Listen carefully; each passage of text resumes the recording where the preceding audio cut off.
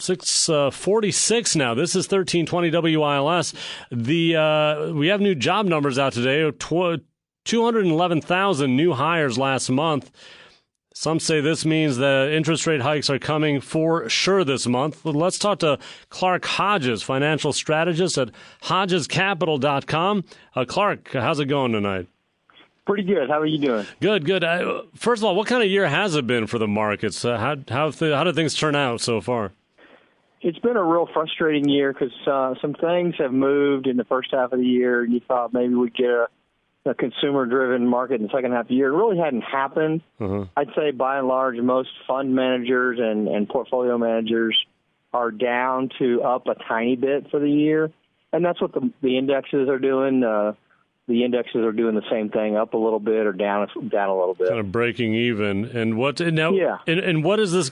What's going to happen then? Do you expect some kind of a reaction when the Fed? Well, first of all, do you think the Fed will raise the interest rate?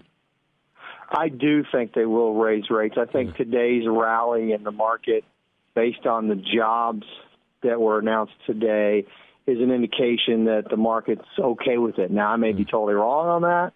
Yeah. But I do kind of see it as this is the best signal that for sure they're going to raise rates this month. The market's okay with it. Do you think we'll see some kind of a dramatic reaction in the markets when the rate goes up? It's hard to say. If you asked me that 6 months ago, I said we would definitely have a down day or two based on that. But given the fact that we were kind of disappointed that the rates weren't raised in September and October, I think it might actually either stay flat or actually go up on the news. It's so hard to tell, and I'm glad I don't get paid for predictions because I'd be dead broke. Yeah. Well, nobody knows. But tell me this: is this the right time? I mean, is it time to start moving the rate up? I think it is because even though you've had some slow growth in the economy, you've had steady growth for a while now, and the Fed, you have to kind of trust that they know what they're doing, and they've got all their barometers and saying, the economy can handle it. Now, do you trust which means the Fed? Economy's getting better. Do you trust that the Fed knows what it's doing?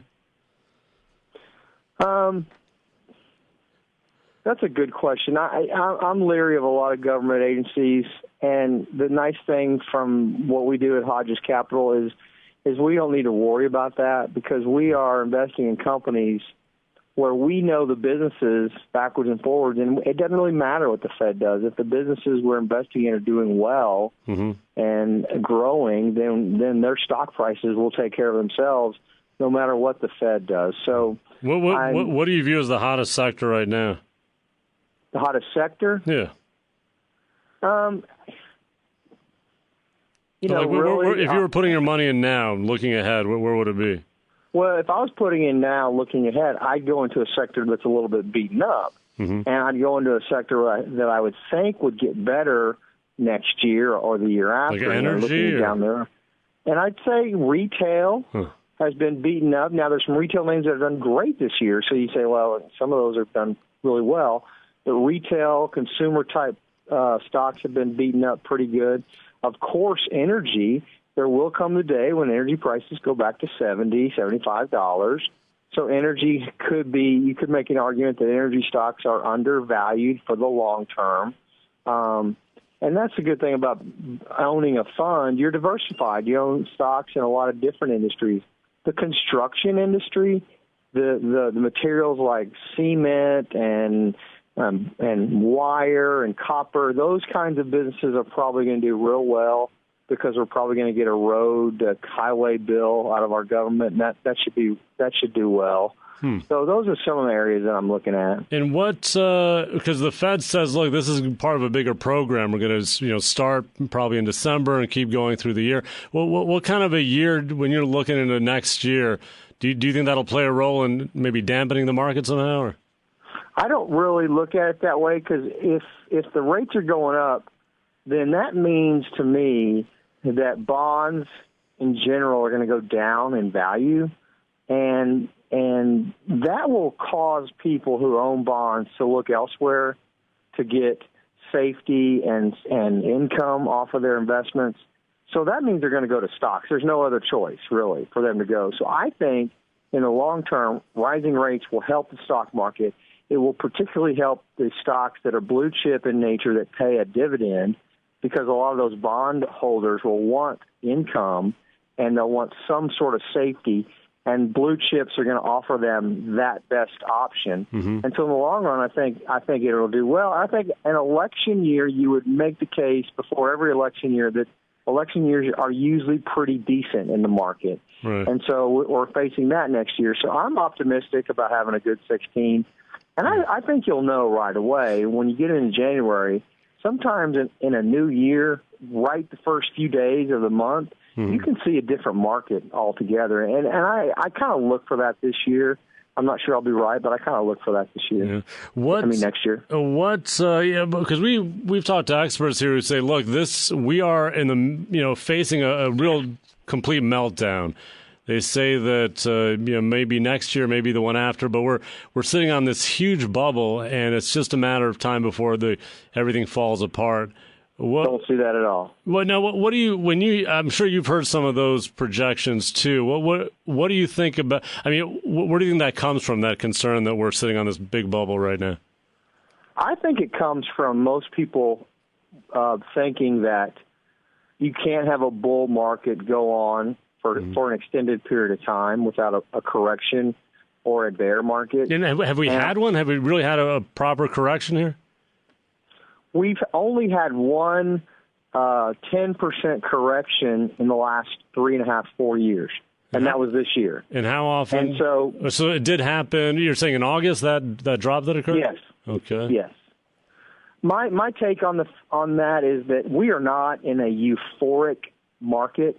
We are not. When you start hearing people at parties brag about how much money they're making in the stock market, and it's so easy, you just pick any stock and it goes up, that's when we need to worry about the market. When you've got the S&P and the Russell 2000 and all these indexes, they're trading at a multiple of 18, 16 times earnings. That's not expensive. That's not euphoric. That's not crazy valuation.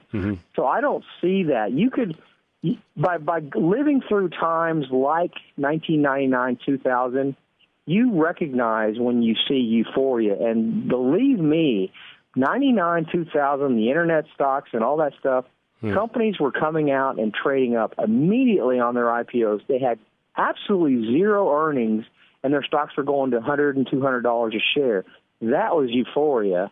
And we're nothing like that, in my opinion, right now. So what would that mean, then, if we're not heading down? Do you think is it going to be kind of a sideways action we're in for a couple of years, or could we actually be going up? I think we're in an extended bull market that you're going to have your pullbacks, your normal bull market pullbacks, but I would not categorize what's coming as any sort of bear market or disaster coming.